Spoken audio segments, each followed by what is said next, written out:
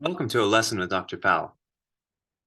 Let's take a look at an example of changing bases but kind of in a fun way, where we're looking at A-B coordinates, where A would be like, see this column vector 1, 0, 1, B would be like negative 2, 1, 0. So they make up a plane in space, okay?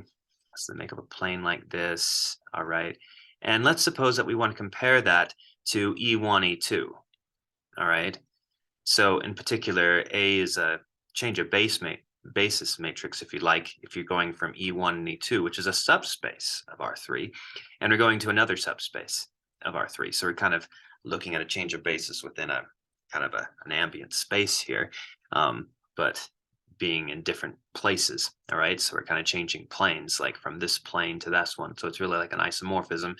Just relabeling our bases is really what we're doing. Anytime you have an isomorphism, it's really a change of basis because we're just relabeling bases.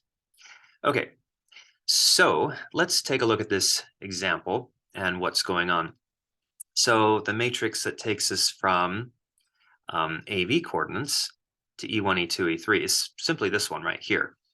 Because if we think about this, like the E1 of AB, I mean, like this has domain like R2, but the R2 is reference the coordinates in it are like are A and B, like 1, 0 as reference to outputting what A would be in this coordinate system, and 0, 1 put in would output this in this coordinate system.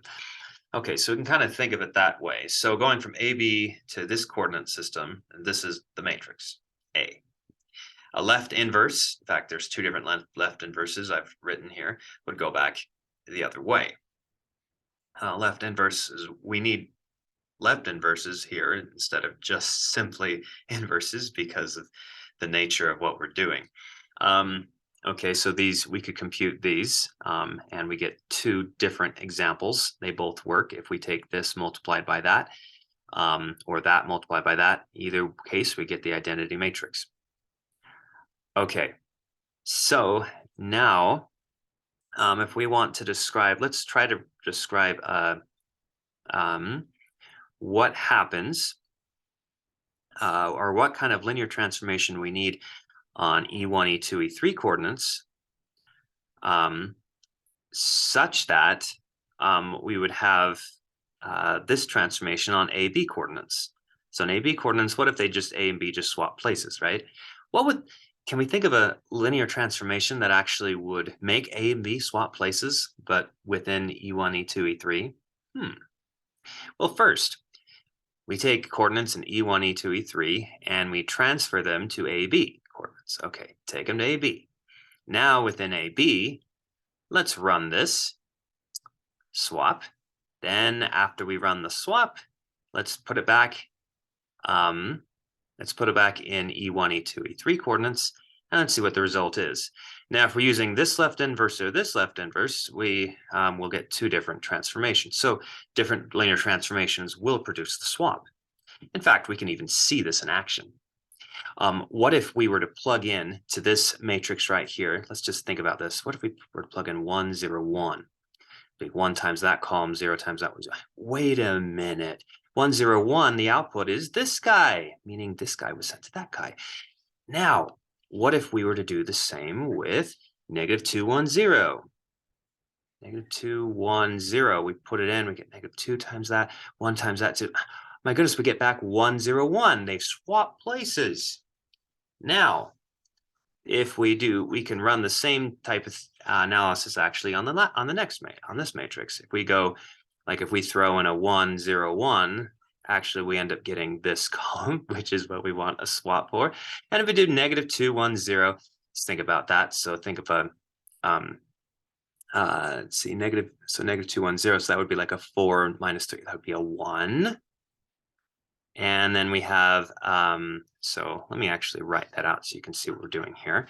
So what if we have a negative 2, 1, 0? So negative 2 times this column. So that would be like a 4 and a negative 2 and a 0. and 1 times the next column, -3, 2, 1, and just add the results. That's a 1, 0, 1. Oh, it's a 1, 0, 1. They've swapped places. Both linear transformations, even though we're using different left inverses, induce the same idea, and it all has to do with what the maps are representing. So B represents changing changing from E1, E2, E3 coordinates to AB coordinates, and C does as well. But they're both compatible, and we've just seen that. So then we run the transformation on the AB coordinates, and then we put it back into E1, E2, E3 coordinates. We get different transformations, but the effect on the plane where AB live is the same. It's the same effect.